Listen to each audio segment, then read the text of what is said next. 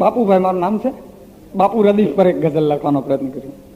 નિત નવાઈની વાત છે બાપુ, આઈનામાં હયાત છે બાપુ. નિત નવાઈની વાત છે બાપુ, આઈનામાં હયાત છે બાપુ. કાર્યક્રમના આવકાર માટે, સૌને આવકારવા માટે હું ઈશુભાઈ ગઢવીને મંચ પર સાદર નિમંત્રિત કરું છું. ચરજના તેઓ પથદર્શક છે, આપણી ભાષાના ખૂબ જાણીતા અને પ્રતિષ્ઠિત સર્જક છે. તાળીઓના સન્માન સાથે આદરણીય ઈશુદાનભાઈ ગઢવી. ગુજરાત સાહિત્ય અકાદમી અને ચરજ નેટવર્કના ઉપક્રમે બાપુભાઈ ગઢવીની ચેતનાને વંદન કરવા માટે ચરજ નેટવર્કે એક ટહુકો કર્યો અને ટહુકાને બધાએ સ્વીકારી લીધો, સાંભળી લીધો. અને આજે આ રૂડા અવસરમાં, આ શબ્દોત્સવમાં, આ શબ્દપીઠ ઉપર આપ બધા ઉપસ્થિત છો ત્યારે ચરજ અને ગુજરાત સાહિત્ય અકાદમીના નિમંત્રણને સ્વીકારીને પધારેલા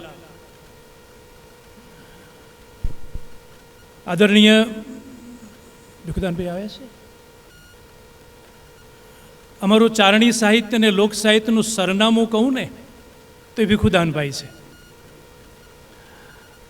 એ પણ અમારા આદરણીય આમંત્રિત છે, પધારી રહ્યા છે. એમને પણ અમે આવકારીએ છીએ.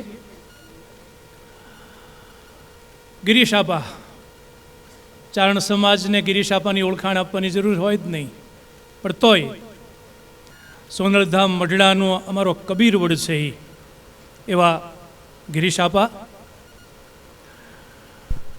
વસંતભાઈ, અહીં ચારણ સમાજ મોટા ભાગે બેઠો છે અને એમને આ નામોના પરિચય આપું એ મને કંઈક અજુગતું લાગે, છતાંય કહેવું પડે. કુશળ વહીવટદાર, ગુજરાત સરકારની સનદી સેવામાં જેમનું અગ્રીમ નામ લેવાય, જ્યારે ગુજરાતી સાહિત્ય સનદી સેવાનો ઇતિહાસ લખાય ત્યારે કદાચ મને ખબર છે ત્યાં સુધી સમગ્ર ગુજરાતમાં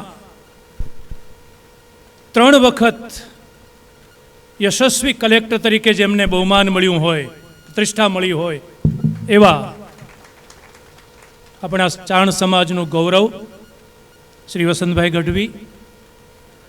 કુશળ વહીવટદાર તો છે જ, પણ નિવૃત્તિ પછી સમગ્ર સમાજને એક સારા સજીવન વિચારક તરીકે, એક સર્જક તરીકે સેવા આપી રહ્યા છે એવા વસંતભાઈ ગઢવીને આવકારું છું.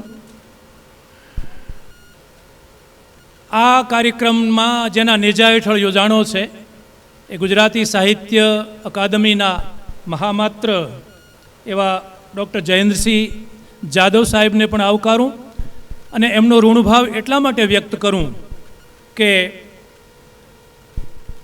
ચરજનો કોઈ પણ કાર્યક્રમ હોય, કોઈ પણ આયોજન હોય,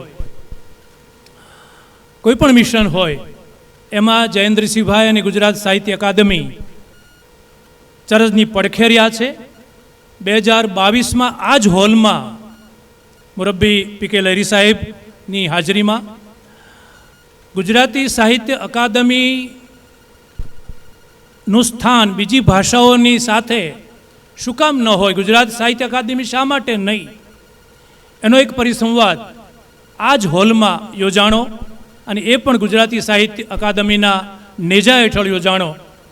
અને આજે ફરીવાર 2024માં બાપુભાઈ ગઢવીને શબ્દાંજલિ આપવા માટે ચરજે એમને વિનંતી કરી, એમણે સહર સ્વીકારી લીધી અને એમના નેજા હેઠળ આજે આ બીજો કાર્યક્રમ ચરજનો યોજાઈ રહ્યો છે. ત્યારે ડૉક્ટર જયેન્દ્રસિંહભાઈ જાદવ સાહેબને હું ચરજ વતી હૃદયપૂર્વક આવકારું છું.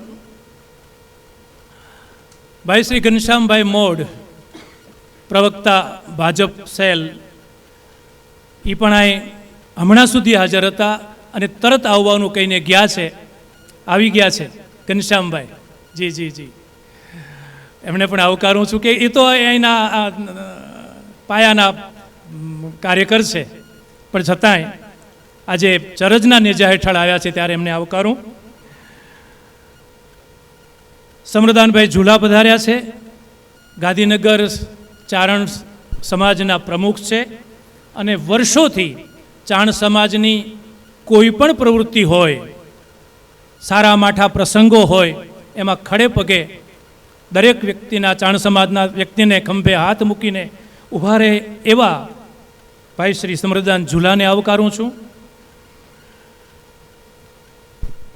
અમારા આ આમંત્રણને માન આપી અમારા કેટલાક સર્જકો પધાર્યા છે, એમાં મારા મિત્ર ભાઈ શ્રી સંજુભાઈ વાળા રાજકોટથી પધાર્યા છે, એમને આવકારું.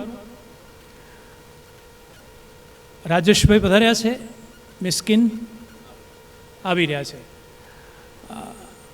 તારું હોય તો છોડીને બતાવો અને તારું ન હોય તો છોડીને આવ, આવી એક સનાતન સત્ય જેણે લાગણીના સંબંધો વિશે કીધું છે એવા રાજેશભાઈ મિસ્કિન આવી રહ્યા છે, એમને પણ આવકારીએ. મનોજભાઈ રાવલ ઉપસ્થિત છે, મારા પરમ મિત્ર ગઝલકાર છે, એમણે પણ આવકારીએ. દિનેશભાઈ માવલ તો અમારા છે ને આપણા છે, અને તોય આવડું મોટું મિશન, આવડો મોટો પ્રોજેક્ટ એમણે મૂક્યો છે આપણી સમક્ષ. અને છેલ્લા 8-10 વર્ષથી આ ચરજને આ વ્યક્તિ જાણે ભેખ લઈ લીધો છે ચરજ માટે. દિનેશભાઈ માવલે 30 અંકો સર્જવા, હમણાં હું મારા એક મિત્ર જયંતિભાઈ નાઈ પાસે વાત કરતો હતો કે એક મેગેઝિન ચલાવવું, આ સમયમાં ચલાવવું, કારણ કે આપણને આપણા ચારણી મેગેઝિનોનો ઇતિહાસ ખબર છે, કેટલાકના બાળ મરણ થયા છે. એવા સમયમાં ચરજને એક પ્રતિષ્ઠાના સ્તરે મૂકવું, એક સાહિત્યના સ્તરે મૂકવું, એક સામાજિક કામના સ્તરે મૂકવું, એવું કામ દિનેશભાઈ માવલ ચરજના નિમિત્તે કરી રહ્યા છે. આ 30મો અંક અને વિશેષાંક આ 6ઠ્ઠો ચરજ બહાર પાડી રહ્યું છે. હમણાં છેલ્લે પૂજ્ય નારાયણ સ્વામી વિશે રાજકોટમાં પૂજ્ય મોરારી બાપુના સાનિધ્યમાં એ 5મો અંક બહાર પડ્યો. આ 6ઠ્ઠો અંક વિશેષાંક ચરજ બહાર પાડી રહ્યું છે, એનું આજે વિમોચન થશે. તો આ એક ભગીરથ કામ, એક ઋષિ કામ દિનેશભાઈ માવલ કરી રહ્યા છે, ત્યારે એમને આવકારું છું અને એમનો વાહો થાબડું છું. હરદ્વાર ગોસ્વામી મારા પરમ મિત્ર,